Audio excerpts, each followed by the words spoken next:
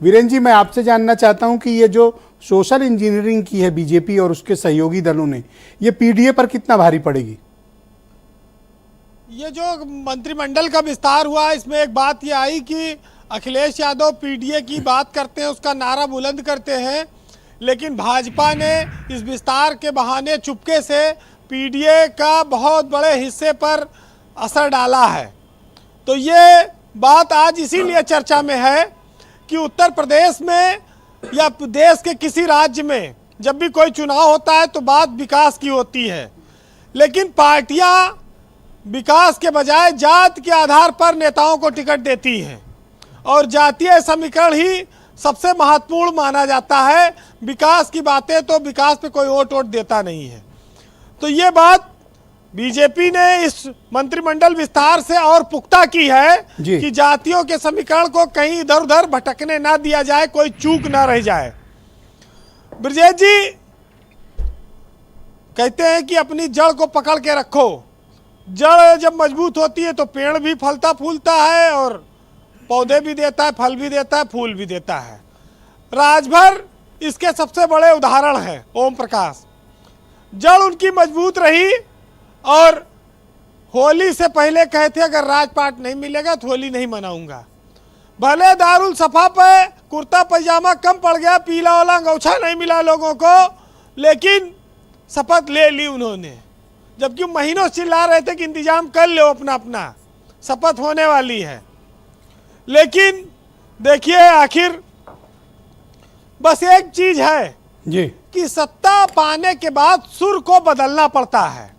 हमेशा वो सुर नहीं रह सकता जो नौजवानों पर, किसानों पर, लाठीचार्ज पर, भ्रष्टाचार पर, बेरोजगारी पर रहता है। सत्ता में आने के बाद आपको हर विषय पर मौन धारण करना पड़ता है। वहाँ पर सरकार की लाइन को भी देखना पड़ता है। वहाँ पर चुप्पी आ जाती है, जो नाराजगी रहती है वो चुप्पी में बदल जाती है।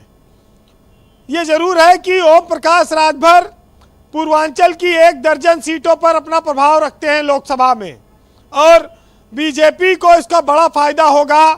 करीब 14 सीटें राजभर की सीधे प्रभाव की हैं। अब बीजेपी को फायदा इस दृष्टिकोण से और बढ़ जाएगा जी कि उनके पास अनुप्रिया पटेल पहले से थी।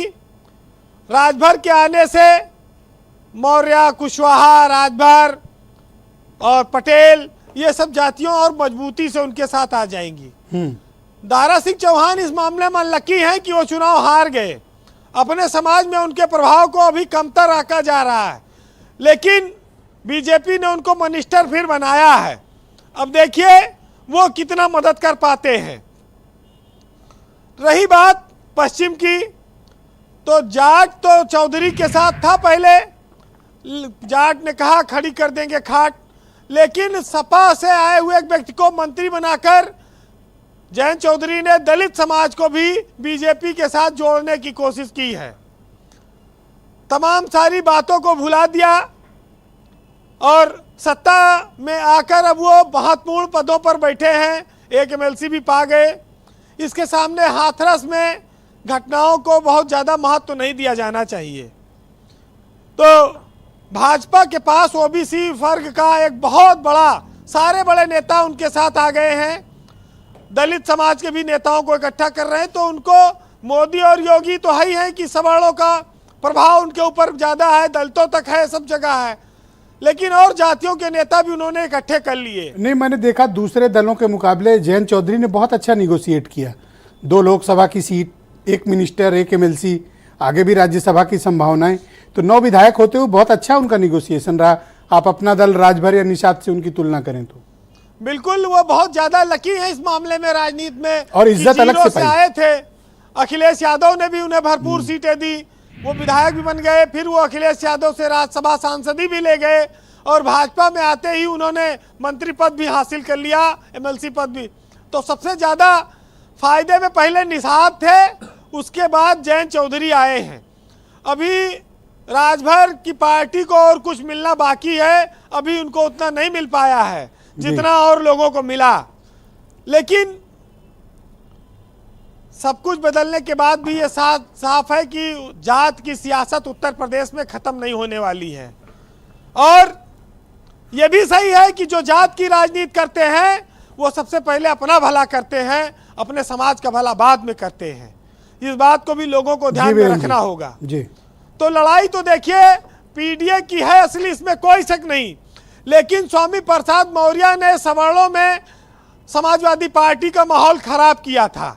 उसकी वजह से ठाकुरों के वोट बैंक में, ब्राह्मणों में अखिलेश यादव को लेकर लोगों में नाराजगी पनपी। अब वो चले गए हैं।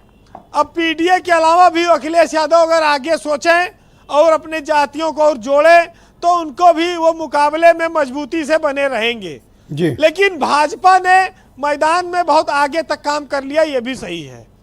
वैसे सियासत में सब कुछ ब्रजेश जी विचार बदलने का, लहजा बदलने का खेल है। मुनव्वर राना का एक बड़ा मशहूर शेर है, इस पर सुनिएगा।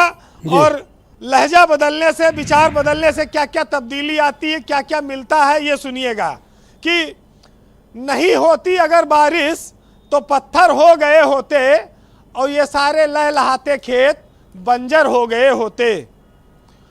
और तुम्हें अहले सियासत ने कहीं का नहीं छोड़ा, हमारे साथ रहते तो सुखनवर हो गए होते।